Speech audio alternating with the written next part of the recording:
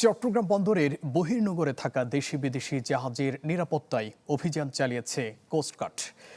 গতকাল রাত থেকে শনিবার দুপুর পর্যন্ত চালানো অভিযানে সন্দেহজনক চলাচলের কারণে ১৬টি নৌযান জব্দ করা হয়। জিজ্ঞাসাবাদের জন্য আটক করা হয় ৪১ জনকে। পরের সংবাদ সম্মেলনে অপারেশন অফিসার লেফটেন্যান্ট মোহাম্মদ জান্নাতুল নাইম জানান, গেল ৬ মাসে ৩,৫০০ টহল, ১১২টি অভিযান চালিয়ে ৩৪ চোরাচালানকারীকে গ্রেফতার করা হয়। ভবিষ্যতেও বন্দরের নিরাপত্তা নিশ্চিতে অভিযান অব্যাহত রাখার কথা জানান তিনি। সম্প্রতি ৩টি জাহাজ থেকে চুরির অভিযোগ উঠলেও একটি জাহাজের চুরির সত্যতা পায় কোস্টগার্ড।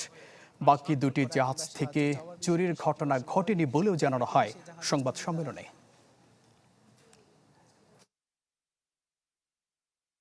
তিনটি জাহাজের মধ্যে দুইটির ক্ষেত্রে কোস্টগার্ডকে অবহিত করার সঙ্গে সঙ্গে প্রয়োজনীয় কার্যব্যবস্থা গ্রহণ করা হয়। ফলে কোনো মালামাল চুরি হয়নি এবং সংশ্লিষ্ট জাহাজ কর্তৃপক্ষ বাংলাদেশ কোস্টগার্ডকে নো অবজেকশন সার্টিফিকেট এনওসি ও লেটার অব অ্যাপ্রিসিয়েশন প্রদান করেছে। অথচ সংবাদে ওই জাহাজ থেকে মূল্যবান সরঞ্জাম লুটের তথ্য প্রকাশ করা হয়েছে, যা সম্পূর্ণ ভিত্তিহীন। অপর জাহাজটির ক্ষেত্রে চুরির সময় কোস্টগার্ডকে অবহিত করা হয়নি। প্রায় 7 ঘন্টা 15 মিনিট পর সংশ্লিষ্ট শিপিং এজেন্ট বিষয়টি জানালে তাৎক্ষণিকভাবে বোর্ডিং টিম পাঠানো হয় এবং মালামাল উদ্ধারের কার্যক্রম শুরু হয়, যা এখনও চলমান রয়েছে। উল্লেখ্য, চট্টগ্রাম বন্দরের কর্তৃপক্ষের বিধি অনুযায়ী উক্ত জাহাজগুলোতে নিবন্ধিত ওয়াচম্যান থাকার কথা থাকলেও কোনো অনুমোদিত ওয়াচম্যান নিয়োজিত ছিল না। এটি নিরাপত্তা ব্যবস্থার একটি গুরুত্বপূর্ণ ঘাটতি হিসেবে প্রতীয়মান হয়েছে।